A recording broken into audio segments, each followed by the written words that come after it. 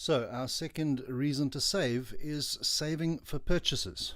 And what we want to do here is, instead of borrowing, we want to use a sinking fund approach to pay cash. So here's an example of a lounge suite, and let's pretend that we want to buy this new lounge suite and it's going to cost us $2,000.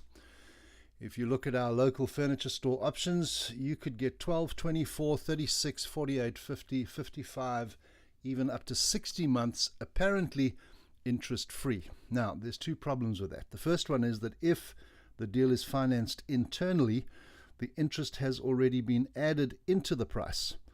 And that's why they're not adding any additional interest. But most of these kind of deals are actually financed externally through a finance company. The research on those kind of deals says that 88% of interest-free deals are not fully paid off within the stipulated time period.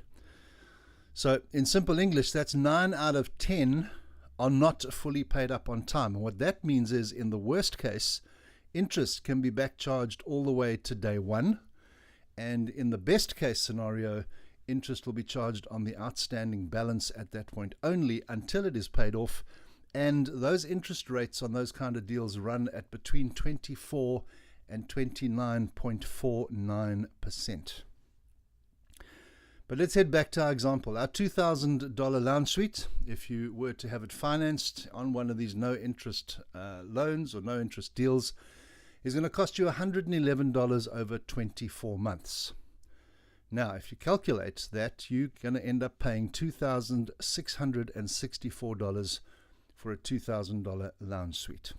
So, what if we did something that is a little bit different? Your granny would have said, let's use a sinking fund. Let's do this the old-fashioned way. And a sinking fund is a commercial real estate term. In simple terms, as an example, if you need to repaint a building every 5 years, you save 1/5 of the expected repainting costs every year, and when it then comes time to repaint the building, you have the money in the bank. There's no sweat and no pressure. We want to apply the same kind of principle. We want to save some money. We want to earn a little bit of interest on that money and then use that money to buy the lounge suite for cash rather than paying monthly installments to somebody else. So the simplest way to do that is to reverse the process. What if we saved $111 a month instead of paying it out as a payment? And if we did that for 17 months, we'd end up with $1,887. Now, some of you are thinking, but that's not $2,000, and you're 100% right. Well, the good news is that a lot of retailers will give you a discount for cash.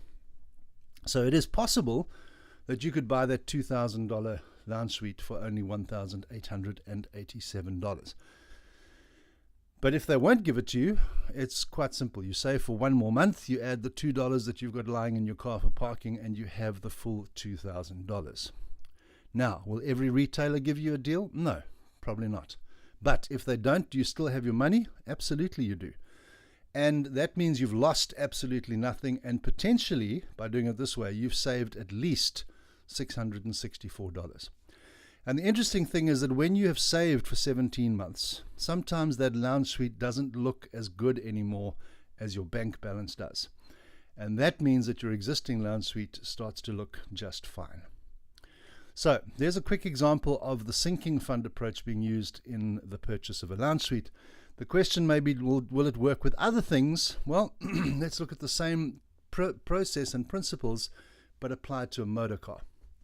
Now, everybody says car repayments are a part of your life. You've always got to have one. And we'll dig into that in a bit more detail when we get to the divorcing debt session. But what I want to do is I want to take an example and see whether we can apply the sinking fund to the purchase of a car. I had a look at the average car repayment in the Sydney market, and believe it or not, it's sitting at around about $850 a month. That frightened me. So for the purpose of this example, I'm going to halve it to just $425 per month. If we save that $425 for 10 months, we end up with $4,250 in cash. On carsales.com, you can buy a 2010 Toyota Yaris with a 2-year Australia-wide warranty and a full service history for $4,250. So you buy the Toyota Yaris and you keep saving for another 10 months. At the end of the next 10 months, you have another $4,250 in cash and your original Toyota Yaris, which you are now able to sell for just over $3,000.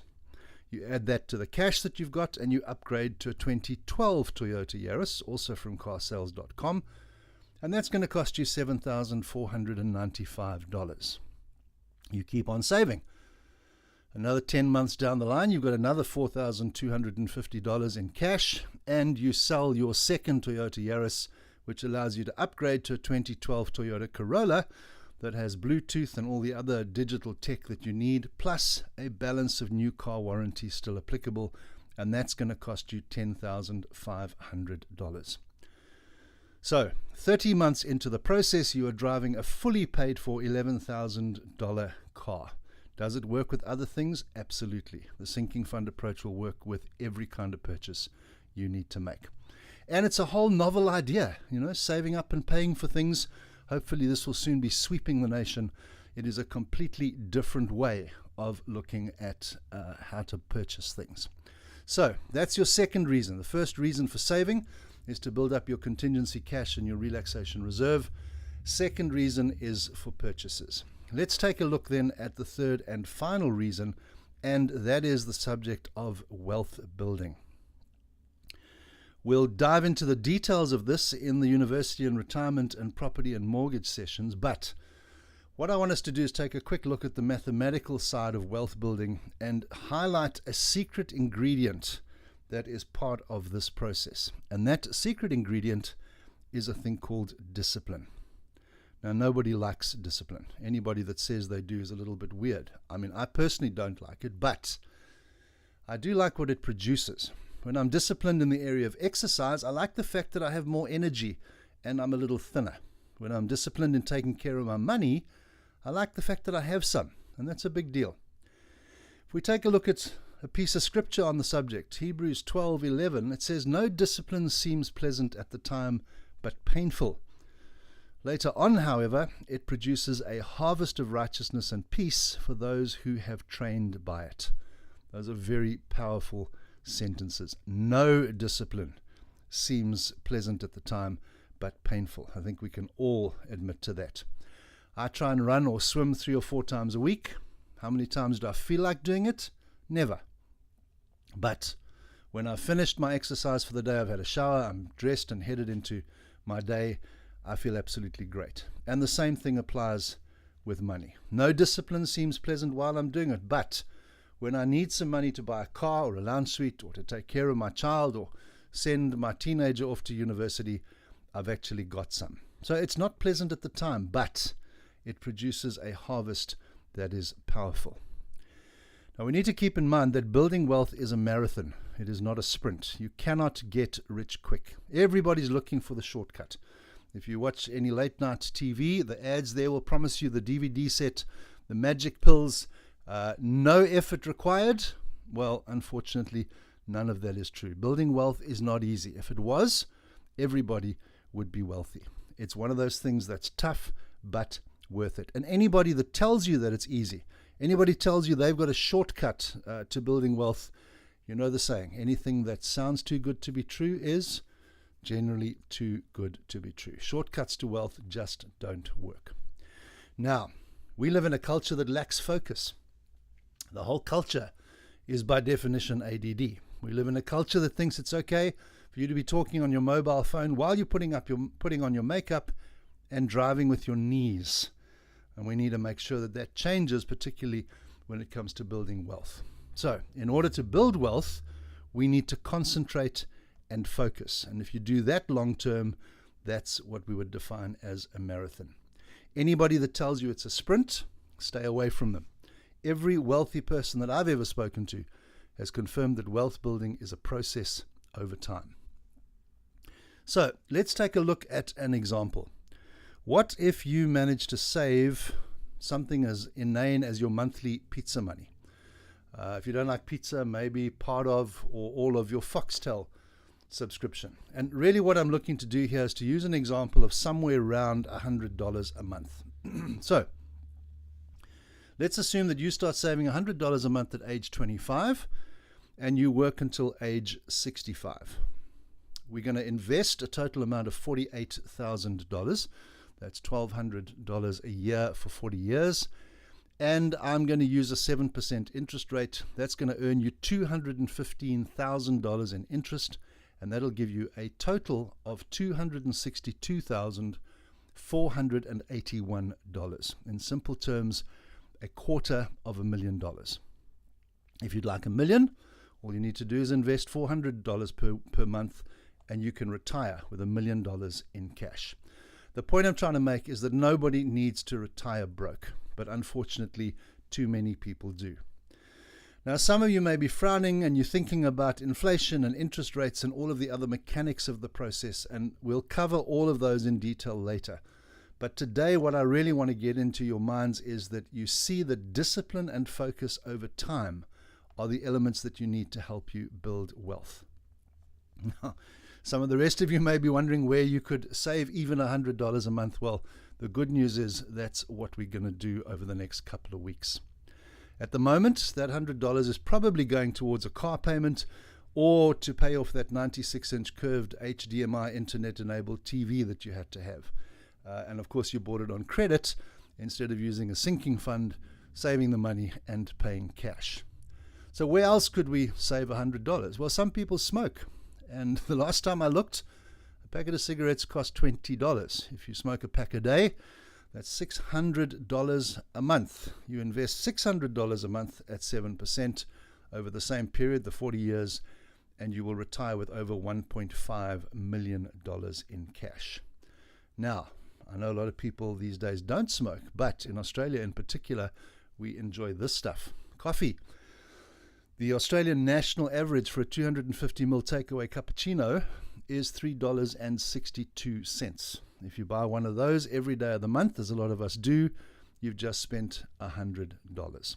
So there are a number of ways that we could find $100 to invest every month. But the important principle that we want to get into our thinking at the moment is that discipline plus focus over time is going to help us build wealth. So if we've found the $100, how do we add the discipline? Well, I mean, we're all busy. We're all running in 19 different directions simultaneously. But the good news is that modern technology doesn't even require us to remember to save the $100. You can set up a debit order or an automatic transfer on your bank account, and the money will move automatically to whatever vehicle you've decided to invest it in, no matter what you are doing or where you are. You can be in town, you can be out of town, you can be working, you can be on holiday. It doesn't make any difference. You set it up once and forget about it. Now, for those of you that need to know the technical details of how this all works, what we're actually doing here is talking about compound interest and using it to build wealth for us. It creates a mathematical explosion for us. And let me explain it for those of you that maybe are unfamiliar with the term this way. Let's make the maths relatively easy. If you've got $1,000 that you need to invest and you're going to invest it at 10% per annum, that means that you're going to be paid 1/10 of your capital amount in interest if you leave it there for a year. That $1,000 then at the end of the year is going to earn you $100. Now, because we said we're going to leave the money in for at least 40 years, we don't take our money out. We simply add the interest to our original capital of $1,000, and we now have $1,100 at the start of year 2. The same process applies. At the end of that year, our $1,100 has earned us $110 this time in interest at the 10%, and we add that to our $1,100, and we start year 3 with $1,210, and that earns us $121, and so the process goes on. It just keeps on building up. Every time it builds up, you earn a little bit more interest. So compound interest is basically saying that we're not only earning interest on the money that we've invested, but we're also earning interest on the interest. Now, it's a powerful, powerful process that's available to all of us, and the most important part is that you start right now. All right, we've got to get our contingency cash in place. We need to get out of debt, start paying for cash for things so that we can build some wealth. Now, All of the investments, the financial investments that we're going to talk about, grow because of compound interest. So let's take a look at an example of compound interest at work. And Kevin and Greg are two young men that we're going to use as an example, and they discovered how it works. Now, Kevin is a bright young man. At 19 years old, he decided he was going to save $2,000 a year. He saved for 15 years until he was 34. So how much did he invest in total? So $2,000 a year times 15 years, $30,000 is what he invested. From 34 onwards, he decided that he'd put enough into the bucket and he invested nothing. So in his world, from 35 onwards, his money earned interest, and the interest earned interest, but there was no additional capital invested. It just went on and on. His brother Greg was a bit more normal, in inverted commas. He was partying and traveling, spending everything he made, in fact acting a bit like the government, spending a bit more than he made, and got to the age of 26, decided that he needed to change and do the same as his brother Kevin. So he started to save $2,000 a year from age 26 until age 65. So he saved for 39 years at $2,000 a year. He invested $78,000. At 65, who ended up better off? Well, as you can see, the guy who put in 30K ended up ahead of the guy who put in 78K by $55,000. Same interest rate, same principle of saving $2,000 per year. The only difference was he started earlier. I'll say that again. The only difference was he started earlier. Wow, what a difference. Now, some of you are probably wishing that you were 19 years old again. But importantly, if you're under 25 and you're listening to me, I need you to understand the implication of this example. Because if you allow what I've just shared with you to influence your money decisions and behavior, you've just been given the knowledge you need to retire as a very wealthy man or woman with just this one example. In fact, personally, I think that school leavers or university graduates shouldn't be given their HSC or degree until they can explain this concept clearly.